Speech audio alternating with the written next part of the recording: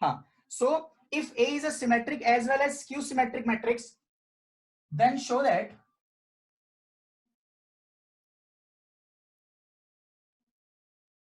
A is a null matrix. क्या question है? ये क्वेश्चन आया हुआ है बोर्ड में, ये क्वेश्चन बोर्ड में आया हुआ है। एक ये क्वेश्चन और एक इसके साथ एक और क्वेश्चन है, दोनों क्वेश्चन मैं डिस्कस कराऊंगा, दोनों बोर्ड में आए हुए हैं। क्वेश्चन कह रहा है if A is a symmetric as well as skew symmetric matrix, then we have to show that A is a null matrix। ठीक है, तो ध्यान से देखते हैं एक बार। क्वेश्चन लिखा A एक ऐसी मैट्रिक्स है जो सिमेट्रिक भी है और स्क्यू सिमेट्रिक भी है। तो अगर सिमेट्रिक और स्क्यू सिमेट्रिक दोनों है, तो यानी कि A का जो ट्रांसपोज है, A का जो ट्रांसपोज है वो किसके इक्वल रहा होगा? A के इक्वल रहा होगा, है ना? ये बात समझ। अगर A एक सिमेट्रिक मैट्रिक्स है तो A ट्रांसपोज A के इक्वल रहा होगा। और अगर A साथ साथ उसने ये भी कहा है कि A एक स्क्यू सिमेट्रिक मैट्रिक्स भी है, तो अगर एक A स्क्यू सिमेट्रिक मैट्रिक्स है तो A ट्रांसपोज माइनस A के इक्वल भी रहा होगा। नहीं समझे? देखो मैंने क्या कहा कि A एक सिमेट्रिक मैट्रिक्स भी और एक स्क्यू सिमेट्रिक मैट्रिक्स भी है। अगर सिमेट्रिक है तो A ट्रांसपोज A के इक्वल रहा होगा, पढ़ के आ रहे हैं। और अगर स्क्यू सिमेट्रिक है तो A ट्रांसपोज माइनस A के इक्वल रहा होगा। बात समझ आ रही है? क्यों? क्योंकि सिमेट्रिक और स्क्यू सिमेट्रिक दे रखा है हमें क्वेश्चन में। तो रीजन चाहो तो साइड में लिख सकते हो कि A transpose is equal to A, that is given है, क्योंकि सिमेट्रिक मैट्रिक्स है A और स्क्यू सिमेट्रिक भी है इसीलिए। सो अगर मैं फ्रॉम 1 एंड 2 रिजल्ट देखूं, फ्रॉम 1 एंड 2, अगर 1 और 2 की मदद से देखूं तो A ट्रांसपोज दोनों साइड है, तो दिस इंप्लाइज फ्रॉम 1 एंड 2 क्या कह सकता हूं मैं कि A equal to minus A। क्या कह सकता हूं मैं? A equal to minus A। This implies A plus A equals to 0। This implies 2A equal to 0। This implies A equal to 0। A equal to 0 का मतलब क्या? Hence A is null matrix. Hence A is null matrix. Clear है? Hence A is null matrix. Clear है बच्चों? Thums up. अगर clear है तो Thums up करो। वंश, प्रिया, ऋषभ, ऑल, सभी को क्लियर है? ओके बच्चों, फटाफट नोट कर लो इसको। अब से नोट करने वाला सिस्टम ही रखते हैं, स्लो, बिल्कुल जैसे क्लास में पढ़ाया करते थे योगेश सर या फिर मैं, वैसे ही प्रोसेस रखते हैं, क्योंकि 12th क्लास में रिस्क नहीं लेना चाहता बच्चों में। तो बिल्कुल भी फीलिंग नहीं आई थी मुझे खुद को लास्ट की क्लास से। सो आप लोग आराम से नोट करो, फटाफट नोट करते ही थम्स अप करना और जल्दी स्पीड में नोट करना क्वेश्चन को और सॉल्यूशन को हाथ के हाथ, आपके नोट्स भी तैयार होते रहेंगे।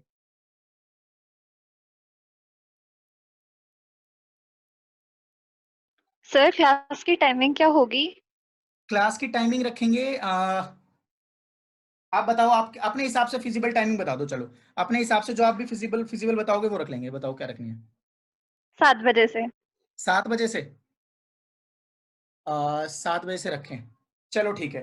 तो बच्चों फिर एक काम करते हैं, 12th की क्लास फिक्स करता हूं मैं 7। सर 6:30 रख लो।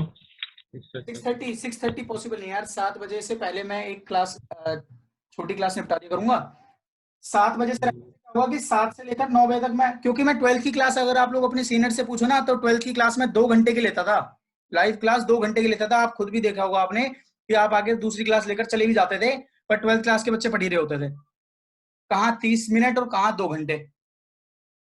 तो इसीलिए 7 to 8:30 यानी कि 2 क्लासेस तो होंगी होंगी आपकी, तो 7 PM फिक्स टाइमिंग रखते हैं 12th क्लास के लिए, ठीक है? और डेज बता देता हूं, डेज आपके रहेंगे ट्यूसडे, थर्सडे और सैटरडे। ट्यूसडे, थर्सडे और सैटरडे 7 PM फिक्स रहेगी, और 7 PM के बाद चलाते जाएंगे जब तक हम अपना आराम आराम से करके जो है पूरा ढंग से समझ नहीं लेते, ठीक है? आप बोलोगे सर बस आज के लिए इतना ही, उतने पे ही रुकेंगे, ठीक है? ये नोट कर लिया होगा आई गेस। No sir. करो करो फटाफट करो।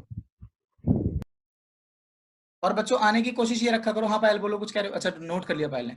और आने के लिए बच्चों फटाफट आया करो, 5 मिनट में आ जाया करो। बाकी फिजिक्स वाले सर गूगल पे क्लास ले रहे हैं शायद, पायल? Yes sir. फिजिक्स वाले सर गूगल मीट पे क्लास लेते हैं क्या? नहीं सर, जूम ऐप पे लेते हैं। जूम पे लेते हैं, पता नहीं 11th क्लास के लिए वो शायद उस पे ले रहे थे, गूगल पे। देखते हैं अगर कोई इसकी रिप्लेसमेंट ऐप मिल जाए तो और बढ़िया है, टाइम का चक्कर ही नहीं होगा तो और ज्यादा सही रहेगा। चलो एक और क्वेश्चन देखो, इसको मैं इरेज कर रहा हूँ, सबने कर लिया होगा नोट, इसको मैं इरेज कर रहा हूँ, एक और क्वेश्चन लिख रहा हूँ। क्वेश्चन तुम मैं डिक्टेट कर रहा हूँ, लिखना चाहो तो लिख भी सकते हो। प्रूव दैट, क्वेश्चन लिखो, प्रूव दैट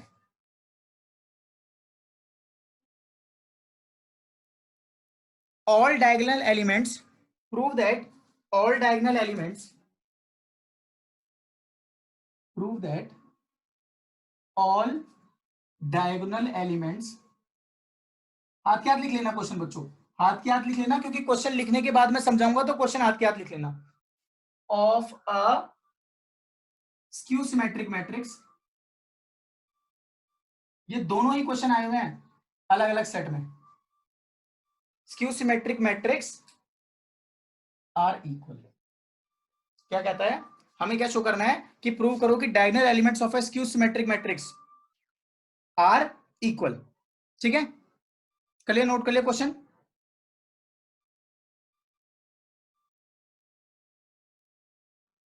चलो अब ध्यान से देखना, आपने क्या कहा, आपने कहा मान लो कि एक मैट्रिक्स है, एक ऐसी है, एक मैट्रिक्स है।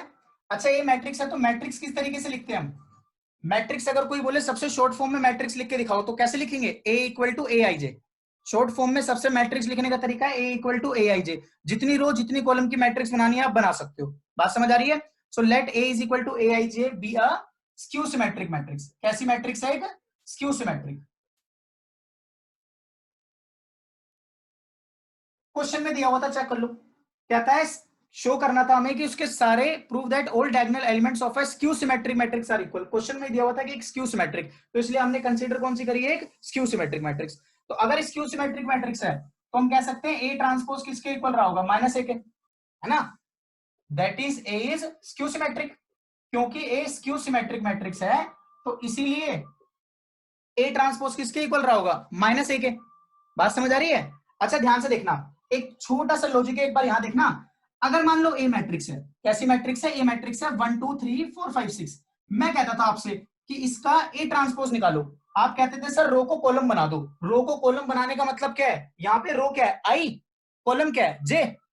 बात समझ आ रही है, यहाँ पे रो क्या है, आई, और कॉलम क्या है, जे। तो आप क्या करते थे, 1 2 3 4 5 6 ऐसे कर देते थे, यानी कि क्या करते थे, रो को कॉलम बना देते थे। कहने का मतलब आई को जे बना देते थे। ये समझने के लिए लिख रहा हूं बस, क्या करते थे, आई को जे बना देते थे। भाई आई को जे बना देते थे। तो ऐसे ही अगर मैं यहां पर देखूं, ये बात समझना, उसके बाद ये समझ कनेक्ट कर पाओगे। अगर मैं ए ट्रांसपोज की बात करूं तो अगर ए ए आई जे है तो जो ए ट्रांसपोज है, जो ए ट्रांसपोज है वो ए जे आई हो जाएगा क्या। ये बात किसी को दिक्कत दे रही हो तो बोलो, पूछो बच्चों, किसी को कोई डाउट है इस बात में। No sir. इस बात में किसी को कोई डाउट नहीं है। चलो वेरी गुड, हम यही तो करते थे, रो को कॉलम बना देते थे। तो यहाँ पर रो आई है, कॉलम जे है। अब कॉलम को हमने क्या बना दिया, रो, रो को क्या बना दिया, कॉलम। अच्छा ए का मतलब क्या है, ए तो यही है, ए तो यही है। बात समझ आ रही है तो बोल दो, ए तो यही है। अच्छा ध्यान से समझना, ध्यान से समझना, for diagonal matrix, diagonal matrix के लिए आपको एक बात बताई थी, डायगोनल मैट्रिक्स के लिए क्या रूल होता था, डायगोनल मैट्रिक्स याद करो, कैसी डायगोनल मैट्रिक्स होती थी, उसमें सिर्फ यही एलिमेंट दिख रहे होते थे। हालांकि मैंने एग्जांपल एक आइडेंटिटी मैट्रिक्स का लिख दिया, बट सिर्फ डायगोनल एलिमेंट्स ही वन होते थे, मतलब कुछ होते थे, बाकी सब जीरो होते थे। याद है डायगोनल मैट्रिक्स कब बनती थी, जब ए आई इक्वल टू, बच्चों याद है कि मैंने कहा था A11 yes sir. A22 A33 ये डायगोनल है ना, याद है नहीं है। याद है। हाँ जी, सो मैं लिख सकता हूं for diagonal matrix I equal to J. Diagonal matrix के लिए क्या होगा, आई बराबर होगा जे के। For diagonal matrix I equal to J, यानी कि क्या हो गए, ए आई आई इक्वल आई जे के बराबर होगा, तो जे की जगह भी आई लिख दिया, आई तो आई था ही, माइनस ए आई आई। बात समझ आ रही तो बोल दो, यानी कि कितना, 2 ए आई आई इज इक्वल टू कितना, 0। दिस इंप्लाइज ए आई आई कितना, 0। ए आई आई का मतलब क्या, prove that all diagonal elements of a skew symmetric matrix are equal, यानी कि ए आई आई किसके इक्वल आ गया, 0 के इक्वल, यानी कि क्या है, सारे जो इसके एलिमेंट्स है डायगोनल एलिमेंट्स क्या है, इक्वल है। बात समझ आ रही है बच्चों, बात समझ आ गई तो नोट कर लो।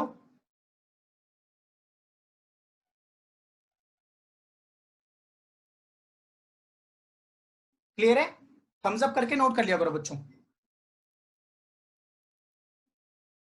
चलो नोट कर लिया, ओके आ जाओ। अब बात करते हैं। नो सर, अभी नहीं हुआ। नहीं हुआ, करो बेटा करो, नोट करो, हाथ के हाथ नोट करेंगे ताकि आप लोगों को दिक्कत ना आए, क्वेश्चन हाथ के हाथ करेंगे। चलो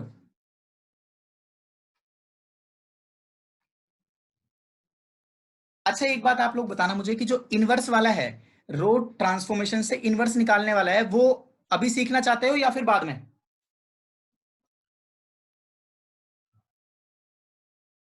अभी। अभी मतलब थोड़ा थोड़ा समझ में आया था? थोड़ा ही आया था। चलो कोई बात नहीं, तो फिर उसको अभी हाथ के हाथ ही सीख लेंगे, तो कोई दिक्कत नहीं है। ये खत्म हो गया। ये दो क्वेश्चन थे जो कि पूछे हुए हैं बोर्ड में, तो ये मैंने करा दिए, एक बार इसको फटाफट नोट कर लो। इसके बाद मिसलिनियस में से अगर किसी का कोई डाउट है तो मिसलिनियस का कोई डाउट पूछ लो बच्चों, उसके बाद फिर मैं वो वाला पोर्शन स्टार्ट कर देता हूं।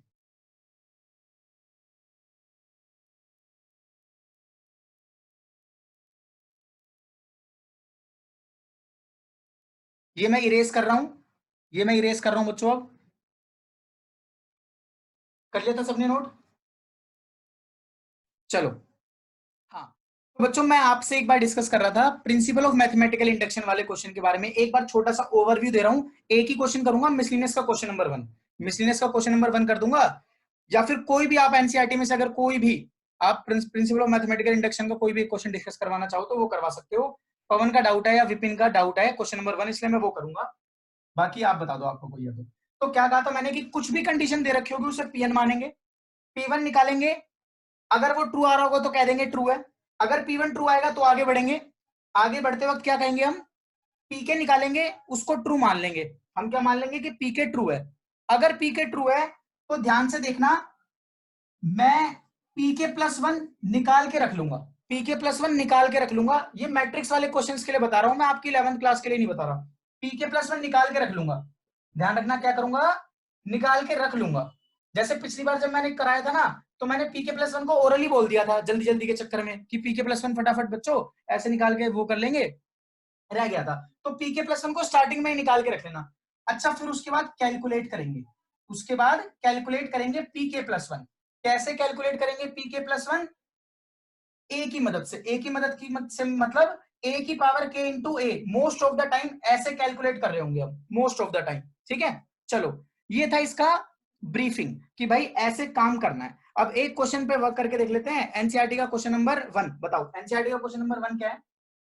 एनसीईआरटी का क्वेश्चन नंबर 1 कर देते हैं मिसलिनियस का, मिसलिनियस का क्वेश्चन नंबर 1 कर देते हैं। क्वेश्चन नंबर 1 मिसलिनियस का कहता है क्या कहता है बता दो। ये रहा, उसने कहा कि एक मैट्रिक्स है ए, एक मैट्रिक्स है ए, क्या मैट्रिक्स दे रखी है 0 1 0 0।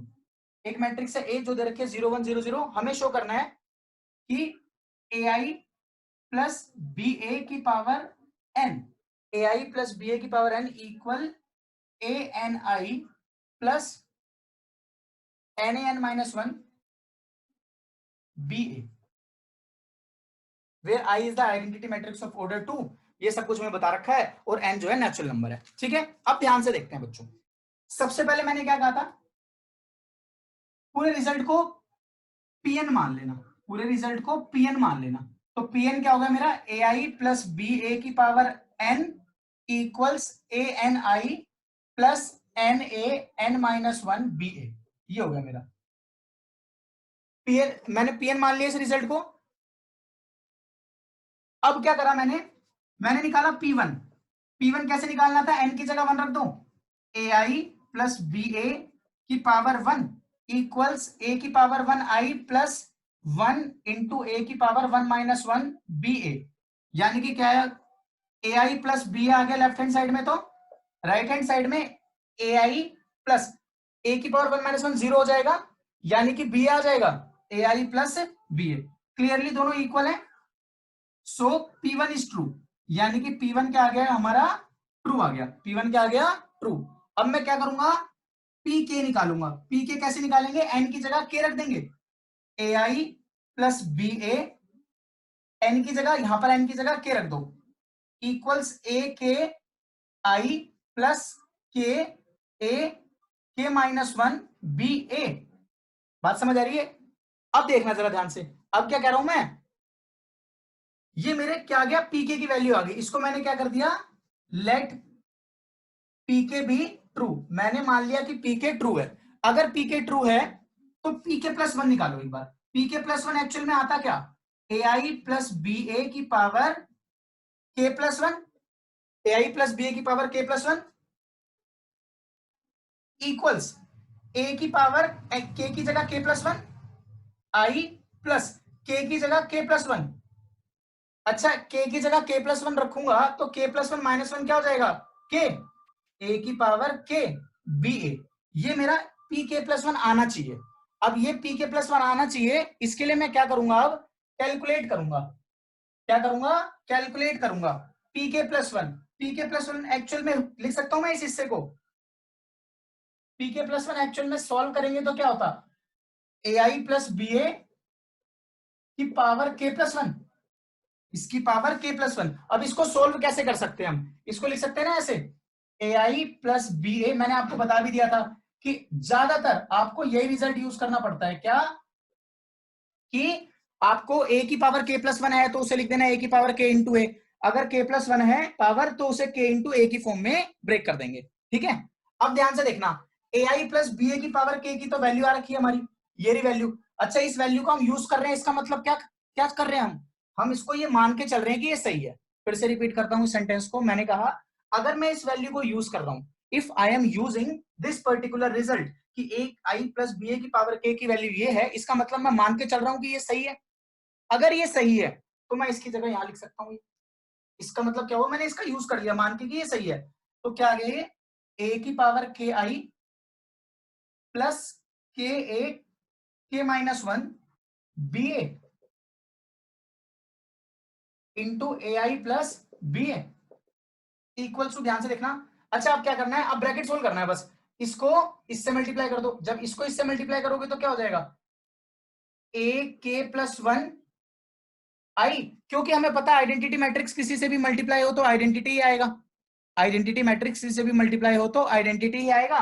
सो ए की पावर के प्लस वन इंटू आई आ जाएगा। जब ये इससे मल्टीप्लाई होगा तो क्या हो जाएगा,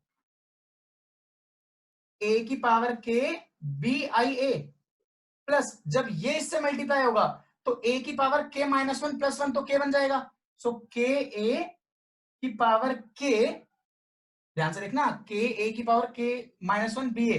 जब ए से ए को मैं मर्ज कर रहा हूं तो के माइनस वन प्लस वन क्या बन रहा है, के, और B as it is, A as it is, I as it is, B A I as it is plus, जब मैं इसको इससे मल्टीप्लाई करूंगा तो क्या होगा, ये के A K minus one B square A square, B square A square. Check करना, ए मैट्रिक्स ये रही, ए मैट्रिक्स ये रही। तो अगर मैं यहां पर ऊपर कर देता हूं, अगर मैं ए स्क्वायर निकाल के देखूं तो ए क्या होगा, 0 1 0 0। इसको मैं अगर 0 1 0 0 से मल्टीप्लाई करूंगा तो क्या आएगा, देखना। चलो एक काम करना, ए स्क्वायर खुद ही निकाल लेना। ए स्क्वायर की वैल्यू 0 आ रही होगी, ए स्क्वायर की वैल्यू क्या आ रही होगी, 0। ए स्क्वायर की वैल्यू आ रही होगी बच्चों 0। सॉल्व करके देख लेना, ए स्क्वायर 0 आ रहा होगा। ध्यान से देखते हैं, अगर ए स्क्वायर 0 है यानी कि इस वैल्यू, इस हिस्से की वैल्यू क्या होगी, 0, यानी कि इससे क्या हो जाएगा, 0। चलो अब देखते हैं, ध्यान से देखना, इस हिस्से की अगर मैं बात करूं तो ये क्या हो गया, ए की पावर के प्लस वन आई प्लस ए। इन दोनों में अगर मैं कॉमन लेना चाहूं, इसमें और इसमें कॉमन लेना चाहूं तो चेक करो क्या कॉमन आ रहा है, ए की पावर के कॉमन है, बी कॉमन है, ए कॉमन है, आई कॉमन है, यानी कि क्या क्या कॉमन आ गया, ए की पावर के बी आई ए कॉमन आ गया, यानी कि ये सब पूरा कॉमन चला गया 1 प्लस यहां पर ये पूरा हिस्सा कॉमन चला गया, क्या बच गया, के। आगे तो 0 है, 0 क्यों आ गया, दैट इज ए स्क्वायर 0 था। अब देखना, इस के प्लस वन को मैं ऐसे लिख सकता हूं, ए की पावर के प्लस वन आई प्लस के प्लस वन ए की पावर के बी आई ए। चेक करो, ए की पावर के प्लस वन, ये आ कितना रहा था हमारा, ए की पावर के प्लस वन आई, के प्लस वन ए की पावर के बी ए, यही तो आ रहा था हमारा, नहीं समझे, यही आ रहा था। अब यहां से भी यही रिजल्ट आ गया। सो मैं कह सकता हूं P K plus one is true for all P के भी ट्रू। अगर पी के ट्रू है तो पी के प्लस वन भी ट्रू होगा। Hence by principle of mathematical induction, by PMI principle of mathematical induction, PN is true for all n belongs to natural number. इस बात को ध्यान रखना बच्चों, this is the right pattern to write a principle of mathematical induction question of matrix.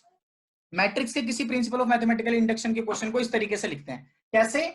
सबसे पहले P1 आप try कर लेना, आप बच्चों सारे के सारे क्वेश्चन हो जाएंगे। एक छोटी सी ट्रिक आपको ध्यान रखनी थी बस ये कि pk+1 निकाल के रख लेना पहले ही। pk+1 निकाल के रखने के बाद जब आप pk+1 कैलकुलेट करोगे तो कैलकुलेट करते वक्त पावर k+1 जो भी होगी या तो वो मैट्रिक्स की पावर होगी, मैट्रिक्स की पावर होगी तो मैट्रिक्स इंटू मैट्रिक्स मल्टीप्लीकेशन होगा।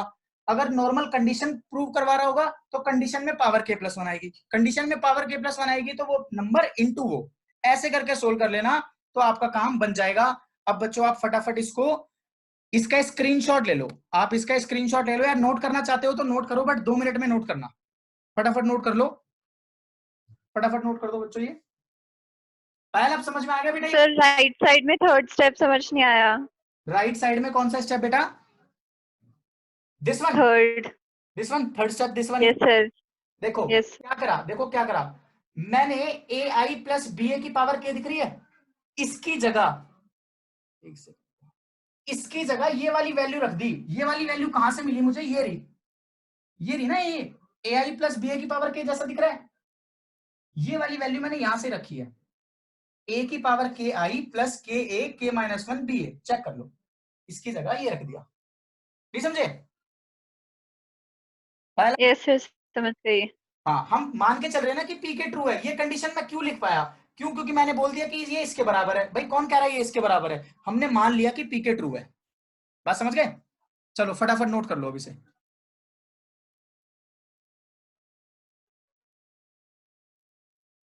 इसको एक बार नोट करो, फिर उसके बाद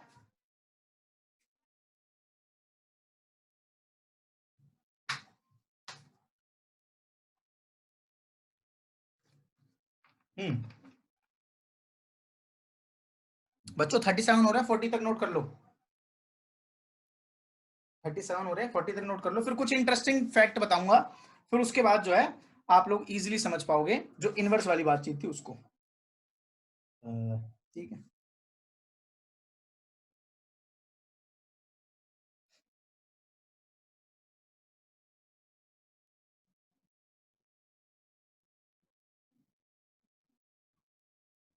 अच्छा अगर हम, देखो ध्यान से समझना बच्चों, आप लोगों को मैं सिखा रहा था इनवर्स ऑफ अ मैट्रिक्स। ये हमारे वैसे बहुत काम का है, इनवर्स ऑफ अ मैट्रिक्स हमारे बहुत काम का है। क्यों? क्योंकि इनवर्स की जरूरत हमें वैसे एक्चुअल में हमें इनवर्स निकालने दो तरीके से आते हैं, एक चैप्टर 4 के तरीके से, एक 3 के तरीके से। 3 वाला एलिमेंट्री रो ट्रांसफॉर्मेशन है, 4th वाला जो है वो डिटर्मिनेंट का टॉपिक है, तो वो वहां सीखेंगे। ज्यादातर मैं वही यूज करता हूं, पर डिटर्मिनेंट की एक छोटी सी बात बता रहा हूं बच्चों, अगले चैप्टर में थोड़ी सी आसानी होगी। एक छोटी सी चीज समझना कि डिटर्मिनेंट जो होता है वो एक नंबर होता है associated with a square matrix. एक स्क्वायर मैट्रिक्स के को एसोसिएट करता हुआ एक नंबर होता है, यानी कि डिटर्मिनेंट जब भी हम पढ़ेंगे तो हमें ऑलवेज एक स्क्वायर मैट्रिक्स की फॉर्म दिख रही होगी। ये छोटी सी बात याद रखना, अभी चैप्टर में और डिस्कशन होगी। तो वो दिखता किस तरीके से डिटर्मिनेंट? डिटर्मिनेंट दिखता है इस तरीके से, ऐसा मॉड सा निशान लगा होता है 2 डंडे से, और इसमें हमेशा स्क्वायर मैट्रिक्स ही होती है इसके अंदर, यानी या तो 2x2 की होगी या 3x3 की होगी। तो मैं अभी 2x2 का एक एग्जांपल निकाल के बता रहा हूं आपको, इसकी मदद से आपको वो और अच्छे से समझ में आएगा। देखना, मानने के लिए क्या बताया मैंने कि एक वैल्यू है, ये वैल्यू निकालना सिखा रहा हूं कैसे निकालते हैं। ये मान लो मेरे पास एक मैट्रिक्स है, ये मैट्रिक्स है मान लो, ये डिटरमिनेंट है मान लो मेरे पास। कैसे रिप्रेजेंट करा मैंने? मॉड लगा दिए 2 ऐसे, उसके अंदर एक स्क्वायर मैट्रिक्स। देखो अगर ये मैट्रिक्स होती तो ऐसे डंडे लगे होते, ये मैट्रिक्स है, अभी ऐसे लिख दिया, डिटरमिनेंट बन गया। अच्छा ये डिटरमिनेंट बन चुका है, अब इस डिटरमिनेंट की एक वैल्यू है। वैल्यू कैसे निकालते हैं ध्यान से समझना, वैल्यू कैसे निकालते हैं ध्यान से समझना। डायगोनल को ऐसे मल्टीप्लाई करेंगे, डायगोनल को ऐसे मल्टीप्लाई करेंगे, 1 मल्टीप्लाई बाई, मैं सिर्फ स्क्वायर की बात कर रहा हूं, बाकी जब डिटरमिनेंट पढ़ाऊंगा तब उसमें और अच्छे समझ में आएगा। माइनस 5 इंटू 2 यानी कि 10 इक्वल्स 9 माइनस 10 कितना आ गया? -1। क्या, अब मुझे एक बात बताओ, अगर मैं आप लोगों को ऐसे क्वेश्चन दूं छोटे छोटे, ये डिटरमिनेंट है ए बी सी डी, इसकी डिटरमिनेंट वैल्यू बताओ, आप बता दोगे? Sir A B minus C D, इसको इससे मल्टीप्लाई है, इसको इससे मल्टीप्लाई माइनस कर दो, बता दोगे नहीं बता दोगे? मैं छोटे छोटे क्वेश्चन दूंगा बस आपको, ज्यादा नहीं। मैंने कहा P Q M square R, ये दे दिया मैंने आपसे पूछा इसके डिटरमिनेंट वैल्यू बता दो, क्योंकि डिटरमिनेंट क्या है? एसोसिएटेड वैल्यू है। अब आप क्या करोगे? सर इसको इससे मल्टीप्लाई करो, पी एम स्क्वायर, माइनस इसको इससे मल्टीप्लाई करो, आर क्यू। ये होगी इसकी डिटरमिनेंट वैल्यू। क्या होगी इसकी determinant value?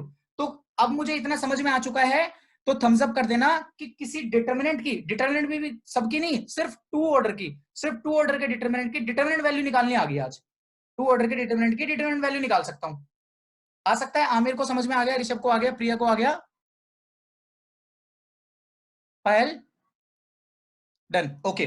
So now that means अब मुझे ये बात समझ में आ गई, ये मैंने सिखाया क्यों, ये मैंने सिखाया क्यों बच्चों। अब आ जाओ अपने मैट्रिक्स चैप्टर पे, इसको सीख के बस कुछ नहीं करना, अपने मैट्रिक्स चैप्टर पे आ जाओ। हमारी मैट्रिक्स में हमें क्वेश्चन कैसा मिलता था? क्वेश्चन मिलता था फाइंड द इनवर्स ऑफ, कोई भी मैट्रिक्स उठा लो, कोई भी मैट्रिक्स उठा लो, मान लो ये दूसरी लो कोई बढ़िया सी, कोई सी भी ले लो, 2714 ले लो, 2714, ठीक है। ये मैट्रिक्स उठा ली मैंने, find the inverse of this matrix, ठीक है। चलो अब मेरी एक छोटी सी बात समझना, अगर मैं आपसे ये बोलता हूं कि इस मैट्रिक्स को डिटरमिनेंट बना दो और इसकी डिटरमिनेंट वैल्यू बता दो, इस मैट्रिक्स को डिटरमिनेंट बना दो और इसकी डिटरमिनेंट वैल्यू बता दो, तो काम बहुत आसान है। सर कुछ नहीं करना, 2714 कर देंगे, डायगोनल एलिमेंट को मल्टीप्लाई करेंगे 8, इन डायगोनल को मल्टीप्लाई करेंगे 7, 8 - 7 = 1, डिटरमिनेंट वैल्यू आ गई। अगर ये डिटरमिनेंट ए है तो इसकी डिटरमिनेंट वैल्यू को ऐसे लिखते हैं, तो इसकी डिटरमिनेंट वैल्यू कितनी आ गई? 1। बात समझ आ रही है? इसकी डिटरमिनेंट वैल्यू कितनी आ गई? 1। ये रिजल्ट मैंने सिर्फ इसलिए बताया आपको कि जब आप किसी मैट्रिक्स का इनवर्स निकाल रहे होंगे एलिमेंट्री रो ट्रांसफॉर्मेशन से, तो कई बार क्या होता है, उसका आंसर जब आप पीछे से जाके मैच करते हो तो लिखा होता है inverse does not exist, inverse exist नहीं करता। तो वो अगर आप ये छोटी सी कैलकुलेशन पहले ही कर लोगे तो आपको पता चल जाएगा कि इस क्वेश्चन में इनवर्स एग्जिस्ट करता है या नहीं करता। जब आप इसकी, और ये लिख के नहीं दिखाना, ये लिख के नहीं दिखाना, मन ही मन में निकाल के रखना है, इसको अपने माइंड में निकाल लेना, 2 मिनट में निकल जाएगा। 8 - 7 1, तो डिटरमिनेंट वैल्यू निकल रही है। अगर डिटरमिनेंट की वैल्यू, अगर किसी भी मैट्रिक्स के डिटरमिनेंट की वैल्यू कैसी है? नॉन जीरो है, नॉट इक्वल टू जीरो है, तो इनवर्स एग्जिस्ट, इनवर्स क्या करेगा? एग्जिस्ट करेगा। इस रिजल्ट को याद रखना, इस रिजल्ट को याद रखना, इनवर्स एग्जिस्ट करेगा। बट जब आप एलिमेंट्री रो ट्रांसफॉर्मेशन से कर रहे हो तो ये रीजनिंग देके आप बच्चों नंबर नहीं ले सकते, ये रीजनिंग देके आपको नंबर नहीं देगा स्कूल वाला कि भाई आपने ये लिख दिया और आपका काम बन गया। नहीं नहीं, आप इससे पता लगा सकते हो कि हाँ इनवर्स नहीं निकलेगा, बट आप लिख नहीं सकते। तो फिर करें क्या उसके लिए? उसके लिए आपको क्या करना है बच्चों?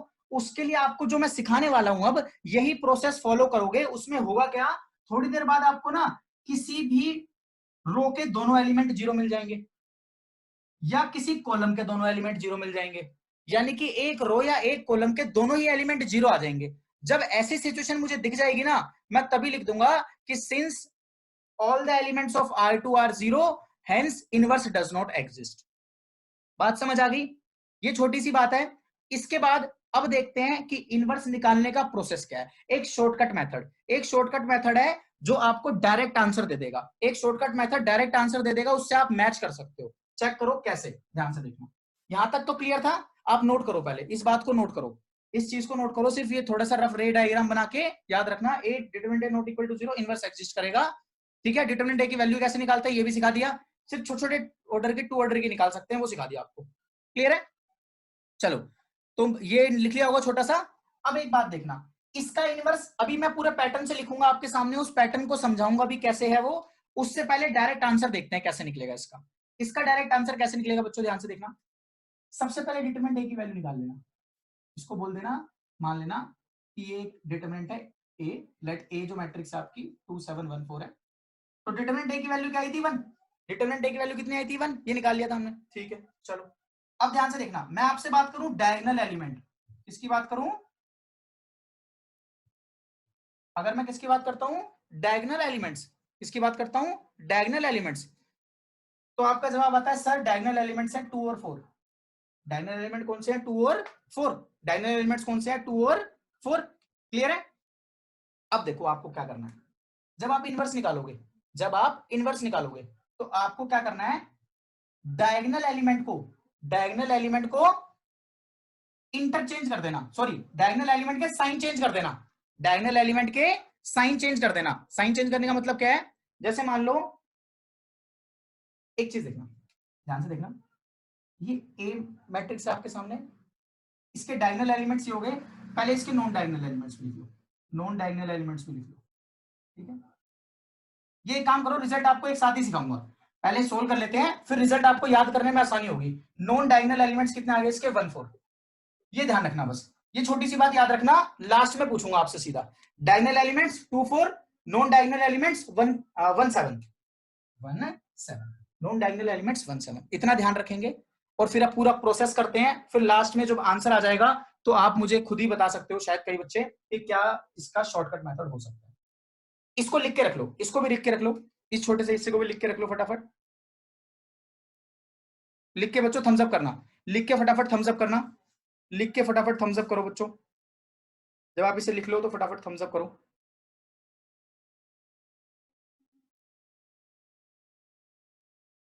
लिख लिया, फाइल लिखा बेटा,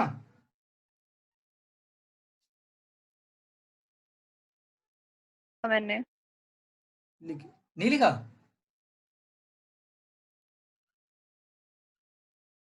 नॉट रिस्पॉन्डिंग क्या आ रहा है बच्चों, ये सबने लिख लिया। चलो अब देखो, जरा ध्यान से देखना, देखो एक है आपके एलिमेंट्री रो ट्रांसफॉर्मेशन, एक है एलिमेंट्री रो ट्रांसफॉर्मेशन, एक होता है कॉलम ट्रांसफॉर्मेशन, ठीक है। अब देखते हैं ये ट्रांसफॉर्मेशन का मतलब क्या है। देखो एक्चुअल में जो ये ट्रांसफॉर्मेशन होती है ना, ट्रांसफॉर्मेशन का मतलब होता है बदलते हैं, है ना। जैसे आपने देखा होगा एक मोटा सा आदमी 6 महीने बाद अपनी पतली सी बॉडी बनाता है और बोलता है ये लो मेरी ट्रांसफॉर्मेशन, है ना। तो ट्रांसफॉर्मेशन का मतलब क्या है, एक्चुअल में होता है बदलना, तो हम बदलते हैं तो ट्रांसफॉर्मेशन हो जाती है। अब हम क्या करेंगे, हम अपने मैट्रिक्स के एलिमेंट्स को बदलेंगे। अब हम किसको बदलेंगे, अपने मैट्रिक्स के एलिमेंट्स को बदलेंगे, तो इसलिए इसका नाम दे दिया हमने ट्रांसफॉर्मेशन, ठीक है। अब ट्रांसफॉर्मेशन बेसिकली 3 तरीके की ट्रांसफॉर्मेशन हम सीखते हैं। कितने तरीके की, 3 तरीके की। कौन कौन सी, सबसे पहले इंटरचेंजिंग, सबसे पहले इंटरचेंज। इंटरचेंज का मतलब क्या होता है, मान लो मैं हूं मेल और मैंने कहा ट्रांसफॉर्मेशन करने जा रहा हूं, और मैंने कहा चलो मैं अपना जेंडर ही चेंज करवा देता हूं, मैं फीमेल बन जाता हूं। ये क्या हुआ, हमने इंटरचेंज कर दिया, मेल फीमेल बन गए, फीमेल मेल बन गए। ये जनरल एग्जांपल है। बट इंटरचेंज इन मैट्रिक्स क्या कहलाएगा, जब मैं किसी भी 2 रोज को आपस में इंटरचेंज कर दूं या 2 कॉलम्स को आपस में इंटरचेंज कर दूं, तो वो कहलाएगा इंटरचेंज। जैसे एक एग्जांपल देखते हैं, ये क्या हुआ,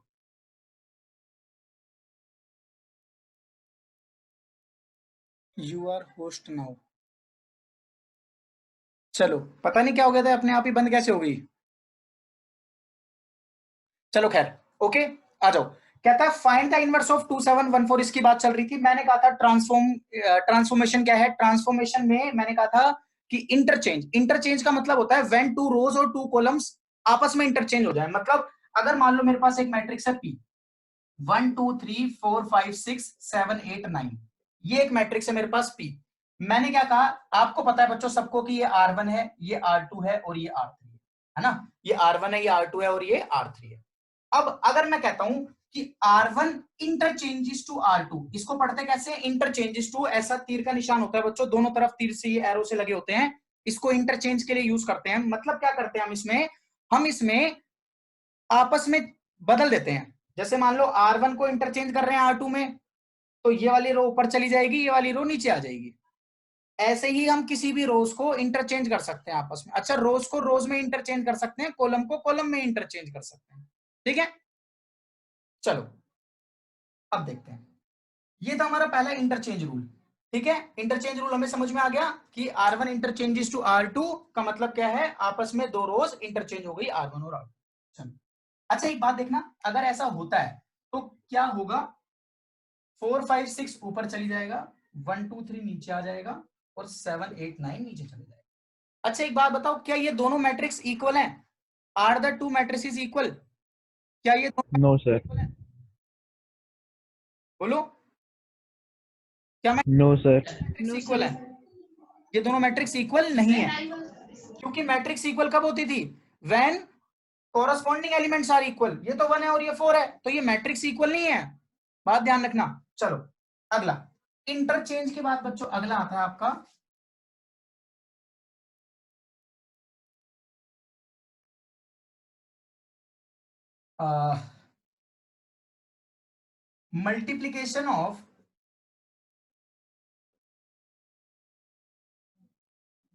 multiplication by a scalar on a row. किसी भी रो में एक स्केलर से मल्टीप्लीकेशन, मतलब मैं चाहूं तो अपने आप में ही अपने आप को बड़ा छोटा कैसा भी कर सकता हूं। बात समझ आ रही है? जैसे मान लो मैं चाहता हूं कि भाई मैं अपने बाल बड़े करना चाहता हूं, अब तो भाई बाल नहीं कटवाऊंगा।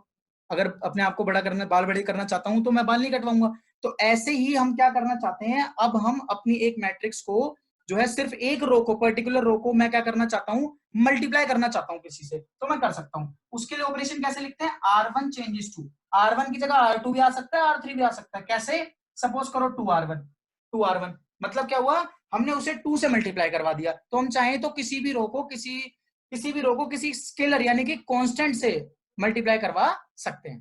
ठीक है, चलो ये भी हमें रूल क्लियर हो गया, multiplication by a scalar on a row.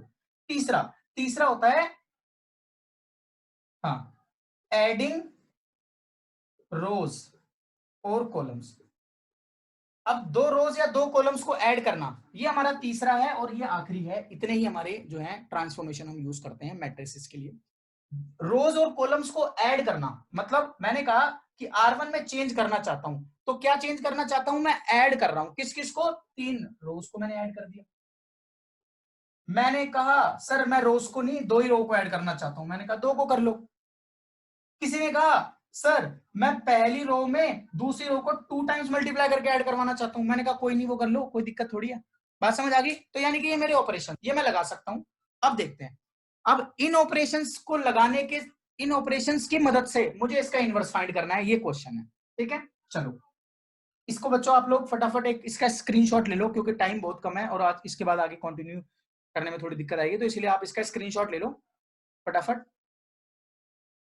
Done screenshot? Okay, screenshot done हो गया। चलो अब आ जाओ।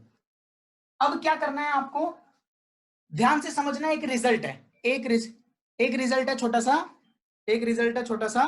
क्या रिजल्ट है छोटा सा, ध्यान से देखेंगे क्या रिजल्ट है हमारा। छोटा सा रिजल्ट ये है कि अगर मैं एलिमेंट्री रो ट्रांसफॉर्मेशन लगा रहा हूं, if I am using elementary row transformation, मैं एक छोटी सी चीज लिखूंगा यहाँ पे, A is equal to I A. पहले तो A मान लेते हैं, इसको पहले मान लेते हैं कि ये A मैट्रिक्स है 2714। ठीक है, ये मैट्रिक्स मान लेंगे 2714 A मैट्रिक्स है मेरी। फिर मैं एक रिजल्ट लिख रहा हूं डायरेक्ट, इस रिजल्ट पे चर्चा अगली क्लास में करूंगा। We know that A is equal to I A, ये रिजल्ट लिखाऊंगा। A किसके बराबर है, आई ए के बराबर है। ये रिजल्ट मैं लिखूंगा डायरेक्ट, कब? जब मैं रो ट्रांसफॉर्मेशन लगा रहा हूँ। इस रिजल्ट को याद रखेंगे। देखो A का मतलब क्या है, A मैट्रिक्स है। A का मतलब क्या है, A मैट्रिक्स। A की जगह मैंने A मैट्रिक्स रखी, क्या है मेरी मैट्रिक्स, 2714 इक्वल टू आई। आई का मतलब आइडेंटिटी मैट्रिक्स है, ये रख दिया। A को मैंने एज इट इज रख लिया। अभी तक यहां तक जो भी मैंने आपको बातें बताई हैं, दीज थिंग्स आर फिक्स्ड, ये फिक्स्ड है। ठीक है, इसके लिए हमें कुछ ज्यादा खास नॉलेज नहीं रखनी, हमें बस सिर्फ एक छोटी सी बात याद रखनी है, जो मैट्रिक्स दे रखी होगी उसे A बोल देंगे। A बोलने के बाद अगर रो ट्रांसफॉर्मेशन लगानी है तो A is equal to I ए लिख देंगे और A की वैल्यू यहाँ चिपका देंगे, आइडेंटिटी मैट्रिक्स यहाँ लिख देंगे और A एज इट इज रख देंगे। ये छोटी सी बात क्लियर होगी। अब हम क्या चाहते हैं, अब मैं चाहता हूं कि जो ये वाली मैट्रिक्स है, ये मैट्रिक्स तो आइडेंटिटी बन जाए। क्या बन जाए, आइडेंटिटी बन जाए। ये मैट्रिक्स आइडेंटिटी बन जाए। आइडेंटिटी बन जाएगा मतलब क्या है, मैं चाहता हूं कि ये किस तरह दिखने लग जाए मुझे, ये मुझे इस तरीके से दिखने लग जाए। मैं कोशिश करूंगा कि ये मैट्रिक्स बदल के मुझे इस तरीके से दिखने लग जाए, है ना। तो इस तरीके से दिखने के लिए मैं इसमें लगाने वाला हूं ट्रांसफॉर्मेशन करने वाला हूं, क्योंकि मैं इस मैट्रिक्स को बदलना चाहता हूं। तो बदलने के लिए क्या करनी पड़ेगी, ट्रांसफॉर्मेशन करनी पड़ेगी। तो ट्रांसफॉर्मेशन करने वाला हूं मैं इसकी। तो ट्रांसफॉर्मेशन के लिए मेरे पास कुछ ऑपरेशंस है जो मैं कर सकता हूं, वो लगाऊंगा और इस मैट्रिक्स को यहां तक पहुंचाने की कोशिश करूंगा। ठीक है, चलो अब देखते हैं जरा इस मैट्रिक्स को यहां तक पहुंचाने की कोशिश करने के लिए जो ऑपरेशन लगाएंगे हम। तो हम ऐसा नहीं कर सकते कि इक्वेशन में कि लेफ्ट साइड को ही सीधा मल्टीप्लाई करे जा रहे हैं और राइट साइड के बारे में कोई बात ही नहीं कर रहे, ना। याद है ना बच्चों आपको, कि अगर हम किसी इक्वेशन को, ये एक इक्वेशन की तरह तो वर्क कर रही है, इसकी लेफ्ट हैंड साइड भी है, राइट हैंड साइड भी है, तो अगर इक्वेशन में अगर हम लेफ्ट में कोई ऑपरेशन लगाएंगे तो राइट में भी लगाना पड़ेगा। चलो अब देखते हैं। मैं इसको 1 बनाना चाहता हूं, मैं इसको 1 बनाना चाहता हूं, क्या ये 1 है? नहीं, ये 1 नहीं है। तो अगर मैं इसकी हेल्प से 1 बनाना चाहूं, देखो मेरे पास दो तरीके हैं। अब मेरे पास कितने तरीके हैं? दो तरीके। पहला, अगर मैं इन दोनों को आपस में इंटरचेंज कर दूं, अगर मैं इन दोनों को आपस में इंटरचेंज कर दूं तो ये 1 ऊपर चले जाएगा, 1 चाहिए मुझे वहां पे। अच्छा, इसके साथ साथ मैंने आपको एक छोटा सा लॉजिक बताया था कि आप लोग ये वाला पैटर्न फॉलो करते हो। कौन सा? ये वाला पैटर्न। ये 1 बनाते हो, फिर ये वाला 0 बनाते हो, फिर ये वाला 1 बनाते हो, और फिर ये वाला 0 बनाते हो। ये रूल है, ऐसे करते हैं क्या? पहले इसको 1 बनाते हैं, फिर इसको 0 बनाएंगे, फिर इसको 1, इसको 0, स्क्वायर मैट्रिक्स में। चलो अब देखते हैं, जरा ध्यान से देखते हैं फिर से, ठीक है? चलो अच्छा बच्चों, 5 मिनट ही रह रहे हैं। अगर ये धीरे धीरे, अभी भगाने के चक्कर में नहीं रहूंगा, धीरे धीरे ही समझाऊंगा।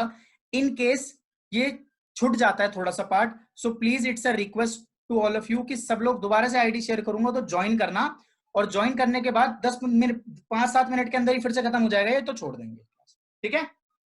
चलो जल्दी में नहीं समझाऊंगा, नहीं तो फिर दिक्कत आएगी। अब ये 2714 है, तो मैं क्या करूंगा? अब मैं चाहूं तो अब मेरे पास दो ऑपरेशन है। अब मेरे पास दो ऑपरेशन है, क्या? या तो मैं इसमें से इसको माइनस कर दूं, मैं सोचूंगा, मैं दिमाग लगाने की कोशिश करूंगा क्या कि किस तरीके से इसको 1 बना सकें। अब इसको 1 बनाने के मेरे को दो तरीके आ रहे हैं, क्या? इन दोनों को माइनस कर दो। अगर मैं R1 में से R2 को माइनस कर देता हूं तो ये 1 बन जाएगा। और दूसरा तरीका, इन दोनों को इंटरचेंज कर दो, जो मन करे वो लगा लो। तो मैं माइनस करने वाला ऑपरेशन लगा रहा हूं। क्या कर रहा हूं? R1 changes to R1 minus R2। मैंने क्या ऑपरेशन लगाया? R1 changes to R1 minus R2। R1 minus R2 लगा रहा हूं तो क्या करा? R1 में से R2 को माइनस कर दो, सो 2 माइनस 1 कितना? 1। 7 माइनस 4 कितना? 3। R2 में तो कोई चेंज हो नहीं रहा, तो R2 के एलिमेंट्स एज इट इज। अच्छा, जो चीज यहां करी है वो यहां भी करनी है, यानी कि इसमें भी R1 में से R2 को माइनस करना है। 1 minus 0 is 1, 0 minus 1 is -1, 0 1 as it is, A as it is. ये बात क्लियर है? कोई दिक्कत नहीं है? चलो अब आ जाओ, अब ध्यान से देखते हैं। अब मेरा एक काम बन गया। मेरा क्या काम बन गया? मैंने आपको बताया था 1 0 0 1 0 0 ऐसे बनाना है। पहले इसको 1, फिर इसको 0, फिर इसको 1, फिर इसको 0। ये 1 बन चुका। अब जैसे ये 1 बनेगा, इसकी मदद से इस नीचे वाले को 0 बना लूंगा बहुत आसानी से। कैसे? सिंपल, कुछ नहीं करना। R2 changes to R2 minus R1। R2 में ऑपरेशन लगाऊंगा R2 माइनस R1। तो जब R2 में ऑपरेशन लगाऊंगा R2 माइनस R1, तो मुझे मिलेगा क्या? 1 माइनस 1 इज 0। इस बार R2 चेंज होने वाली है, 1 माइनस 1 0। 4 माइनस 3 कितना? 1 equals R2 minus R1, 0 minus 1 is -1. 1 minus of -1 is 2. ये एज इट इज, इसके ये वाले एलिमेंट्स एज इट इज। यहां तक बात क्लियर है? अब देखो ध्यान से, मैंने क्या करना था? अब इसको 1 बनाना था। पहले इसको 1, फिर इसको 0, फिर इसको 1। ये तो 1 बना चुका था, ये 0 बन गया है, ये 1 किस्मत से आ गया, ये 1 बाय लक आ गया। इस बार ये 1 बाय लक आ गया। अगर ये 1 नहीं आता तो मैं इसको डिवाइड कर देता। ये मैंने आपको बताया था कि ये हमेशा 1 ऑलवेज डिवाइड करके बनाते हैं। कैसे बनाते हैं? ऑलवेज डिवाइड करके। अगर ये 1 नहीं आता, कुछ हो रहा था, तो मैं उसी नंबर से इसको डिवाइड कर देता और ये 1 बन जाता इजीली। हमेशा याद रखना। अब देखो, क्योंकि ये 1 बन चुका, तो अब इसको 0 बनाना है, जो कि है बहुत आसान, कुछ नहीं करना। R1 changes to R1 minus 3R2। R1 minus 3R2 करेंगे तो क्या हो जाएगा? 1 माइनस, इसमें तो कोई फर्क पड़ेगा ही नहीं, क्योंकि किसी से मल्टीप्लाई करके माइनस करवाओ तो वही आएगा। 3 माइनस 3 कितना? 0 0 1। जो मैं चाहता था स्टार्टिंग में कि ये वाली चीज आइडेंटिटी बन जाए, अब बन के दिख गई। Equal to R1 minus 3R2 करूंगा तो 1 माइनस 3, यानी कि कितना? माइनस माइनस प्लस, तो ये हो गया 4। -1 -6 कितना हो गया? -7। -1 और 2 एज इट इज। अब देखो एक बात देखो, दो मैट्रिक्स का प्रोडक्ट आइडेंटिटी के बराबर आ रहा है, दो मैट्रिक्स का प्रोडक्ट आइडेंटिटी के बराबर आ रहा है, तो दूसरी मैट्रिक्स पहली वाली का इनवर्स होती है। ये याद रखना, रिजल्ट है, अगली क्लास में बात कर लूंगा इसके बारे में, यहां से उठाऊंगा फिर अगली क्लास में। अब देखना जरा ध्यान से, ये आपका क्या आ गया? इनवर्स लिखोगे, सो A इनवर्स इक्वल्स टू 4 -1 -7 -1 और 2। ये मेरा A इनवर्स। बात समझ आ गई? अब मुझे एक बात बताओ, सबसे पहले मैंने आपको एक चीज नोट करवाई थी। क्या नोट करवाया था? Diagonal element. चेक करो, डायगोनल एलिमेंट क्या थे? 2 4। डायगोनल एलिमेंट क्या थे? 2 4। डायगोनल एलिमेंट 2 4 थे। तो मैंने क्या कर दिया, इंटरचेंज डायगोनल एलिमेंट। याद रखना ये शॉर्ट ट्रिक है, इंटरचेंज डायगोनल एलिमेंट। 4 2 की जगह क्या बन गए, 2 4 की जगह क्या बन गए, 4 2। बात समझ आ रही है। दूसरा, पहली चीज ये, दूसरी चीज मल्टीप्लाई बाय -1, मल्टीप्लाई बाय -1, -1 से मल्टीप्लाई कर दो किसको, नॉन डायगोनल को, multiply by -1 non diagonal, non diagonal को किससे मल्टीप्लाई कर दो, -1 से। फिर उसके बाद divide by determinant value, divide by determinant value. Determinant value क्या थी, 4 2 8 -7 1, यानी कि डिटरमिनेंट वैल्यू 1 थी, तो 1 से ही डिवाइड कर दिया, 1 से ही डिवाइड कर दिया, स्टार्ट कर दिया। चलो हाँ, सो मैं बात कर रहा था इनवर्स निकालने की। फाइनल इनवर्स हमारा कंप्लीट हो चुका था। इनवर्स के बाद हमने कुछ इंटरप्रिटेशन भी कर ली थी। क्या इंटरप्रिटेशन करी थी कि हमने क्या करना है, डायगोनल एलिमेंट जो है 2 4 उनको इंटरचेंज करना है, डायगोनल एलिमेंट को इंटरचेंज करना है। ये रहा रिजल्ट, इंटरचेंज डायगोनल एलिमेंट। दूसरा, multiply by -1 non diagonal, non diagonal को -1 से मल्टीप्लाई कर दो, जो नॉन डायगोनल है उन्हें -1 से मल्टीप्लाई कर दो, ठीक है। Last, divide by determinant A. Determinant ए कैसे निकालते थे वो आपको सिखा दिया था मैंने। जो भी जैसे 4 डायगोनल एलिमेंट को मल्टीप्लाई करके माइनस करवाया था, 4 2 8 -7 1 आ रही है, 1 से डिवाइड करने पे कोई फर्क तो पड़ेगा ही नहीं, तो वो एज इट इज रहेगी। तो ये आ गया रिजल्ट, समझ में आ गया, ये ऑपरेशन समझ में आ गए। अब इस रिजल्ट पे कुछ क्वेश्चंस के इनवर्स निकालते हैं, कुछ क्वेश्चंस के इनवर्स निकालते हैं। एक काम करो फटाफट बच्चों, आप लोग जो है 3.4 एक्सरसाइज के क्वेश्चन शुरू के 2-3 क्वेश्चनों के लिए रिजल्ट याद रखने के लिए सिर्फ मैं प्रैक्टिस करवा रहा हूं आपकी। तो 3.4 के क्वेश्चन नंबर 1 में मैट्रिक्स लिखेंगे, रूल पे इनवर्स निकालेंगे, बस ज्यादा कुछ नहीं करेंगे। मैट्रिक्स लिखेंगे, रूल पे इनवर्स निकालेंगे, ऑपरेशन आप खुद लगाना। ऑपरेशन की आपको अंडरस्टैंडिंग आ चुकी है। अब क्या अंडरस्टैंडिंग आ चुकी है कि आपको ये रास्ता अपनाना है, इस रास्ते को यूज करना है आपको, इस रास्ते को यूज करते हुए आपको बस ये मैट्रिक्स कन्वर्ट कर लेनी है। अब आपकी मर्जी है, कैसे भी करो, आप कोई भी ऑपरेशन लगाओ। 3 तरीके के ऑपरेशन लग सकते हैं, तीनों मैंने आपको सिखा दिए, ठीक है। चलो अब क्या कर रहा हूं मैं, अब मैं सिर्फ मैट्रिक्स लिखूंगा। ये रूल मेरे सामने पड़े हुए हैं, ये रूल मेरे सामने पड़े हुए हैं, इन रूल का यूज करते हुए याद रखूंगा बस, ठीक है। कुछ नहीं करूंगा, सीधा मैट्रिक्स लिखूंगा और उनका इनवर्स इस रूल पे चेक करते हैं। सबसे पहले आंसर हाँ, सबसे पहले फाइल भी आ रही है, एक सेकेंड। हाँ जी, तो सबसे पहले मैं क्या काम करूंगा, अब जितने भी जो भी मेरे पिछले क्वेश्चन का इनवर्स निकल के आया है, मेथड पूरा मुझे समझ में आ गया है। Now I am doing what, I am just relating this result with my answers, जो कि मेरे एक्सरसाइज 3.4 के कुछ क्वेश्चंस दिए हुए हैं। क्या था, इंटरचेंज डायगोनल एलिमेंट। तो सबसे पहले मैं एक्सरसाइज 3.4 का क्वेश्चन नंबर 1 देखता हूँ।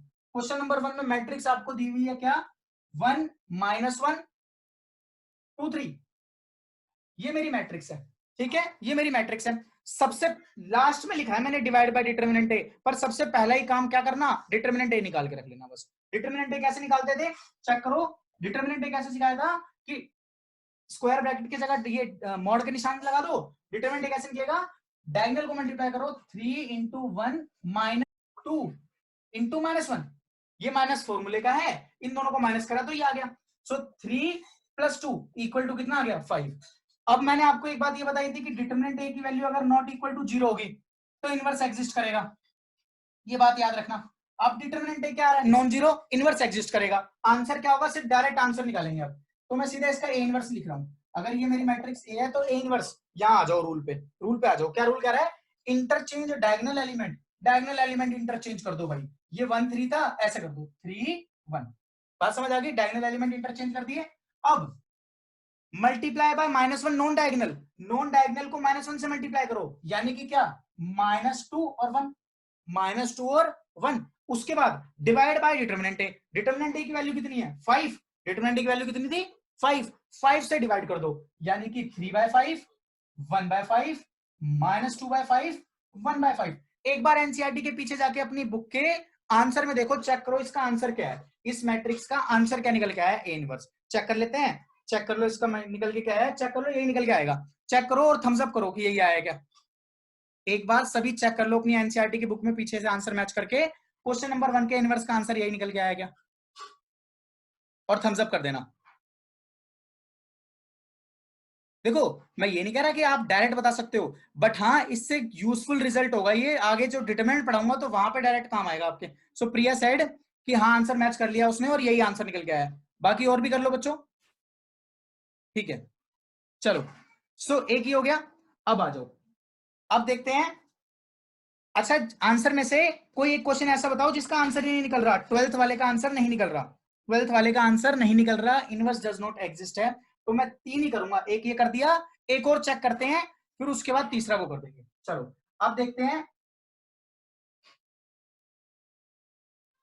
क्वेश्चन नंबर कौन सा 2, क्वेश्चन नंबर 2 क्या दे रखा है 2 1 1 1, इसको ए मैट्रिक्स बोल दिया, इसको ए मैट्रिक्स बोल दिया। पहला काम डिटरमिनेंट ए निकाल के रख लो। डिटरमिनेंट ए कैसे, 2 मल्टीप्लाई बाय 1 माइनस फॉर्मूले का 1 मल्टीप्लाई बाय 1 कितना आ गया 2 माइनस 1 यानी कि कितना 1। डिटरमिनेंट ए की वैल्यू कितनी आ गई 1, क्लियरली नॉन जीरो है। सो ए इनवर्स एग्जिस्ट, लिखना नहीं है ये सिर्फ समझाने के लिए बता रहा हूं। ए इनवर्स एग्जिस्ट, ए इनवर्स जो है वो क्या करेगा एग्जिस्ट करेगा, ठीक है ओके। अब ए इनवर्स जो है वो मेरा एग्जिस्ट करेगा। अब देखना जरा रूल पे जाओ, रूल पे जाओ, रूल क्या कहता था इंटरचेंज डायगोनल एलिमेंट्स, क्या कहता था rule interchange diagonal element 1 2 diagonal element को इंटरचेंज कर दो, multiply by -1 non diagonal, non diagonal को -1 से मल्टीप्लाई कर दो।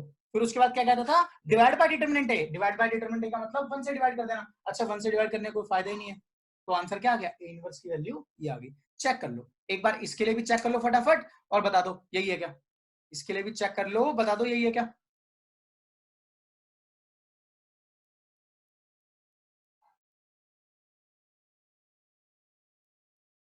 क्वेश्चन नंबर 2 के लिए भी चेक कर लो यही है क्या, ओके यही है। क्वेश्चन नंबर 2 के लिए भी यही है। चलो यानी कि रूल याद रखेंगे, रूल इस बार बोलते हैं, रूल कुछ इस रूल को मिटा दो, इस रूल को मिटा देते हैं और मुंह से बोल के देखते हैं क्या था इंटरचेंज द डायगोनल एलिमेंट, एक करके देखते हैं बिना उसके, एक करते हैं बिना रूल लिखे हुए, ठीक है ध्यान से। मैट्रिक्स देखते ही आंसर लिखेंगे इस बार। मैट्रिक्स क्या है 1 3 2 7, ये तो कर दिया था क्लास में ही कर दिया था, ये तो 2 3 5 7 2 3 5 7 चेक करो। डिटरमिनेंट है डायरेक्ट डायरेक्ट लिख रहे हैं इस बार, डिटरमिनेंट है 7 2 14 माइनस 15 कितना -1, डिटरमिनेंट की वैल्यू कितनी आ गई -1, 7 2 14 माइनस 15 -1 डिटरमिनेंट की वैल्यू आ गई। अच्छा ए इनवर्स क्या होता है, ए इनवर्स क्या होता है interchange diagonal element, diagonal element को इंटरचेंज कर दिया, multiply non diagonal by -1 -5 -3 divide the whole by determinant है, डिटरमिनेंट है कितना है -1, तो -1 से जब सबको मल्टीप्लाई करूंगा तो ये 7 प्लस का था माइनस का बन जाएगा, ये -3 था ये माइनस प्लस का बन जाएगा, ये -5 प्लस का बन जाएगा और ये माइनस का बन जाएगा। चेक कर लो थर्ड का चेक कर लो यही है क्या, थर्ड का चेक कर लो फिर 12th करते हैं सीधा, बस क्लास खत्म करते हैं, थर्ड का चेक कर लो फिर 12th करते हैं, यही है फटाफट बताओ थम्स अप, यही है तो ओके। चलो लास्ट पे आ जाओ 12th क्वेश्चन, 12th कहता है ए मैट्रिक्स दे रखी है आपको 6 -3 -2 1, चेक करो डिटरमिनेंट ए की वैल्यू, डिटरमिनेंट ए की वैल्यू 6 माइनस -2 इंटू -3 यानी कि कितना 6 -6 कितना आ गया 0। क्या ये नॉन जीरो है, क्या मैं कह सकता हूं डिटरमिनेंट ए नॉन जीरो है, आप बोलोगे नहीं ये कहना गलत है, क्यों क्योंकि डिटरमिनेंट तो किसके वैल्यू किसके बराबर है, ये तो 0 के बराबर है। So A inverse does not exist, A inverse exist ही नहीं करता, अगर ए इनवर्स एग्जिस्ट नहीं करेगा तो इनवर्स ही नहीं निकलेगा। याद है आज की क्लास की स्टार्टिंग में जब मैं इनवर्स सिखा रहा था तो मैंने आपको ये बात बताई थी कि आप छोटी सी बात याद रख लेना, किसी भी मैट्रिक्स को देखते ही आप बता सकते हो कि उसका इनवर्स निकलेगा या नहीं निकलेगा, तो पहले ही पता चल जाएगा आपको।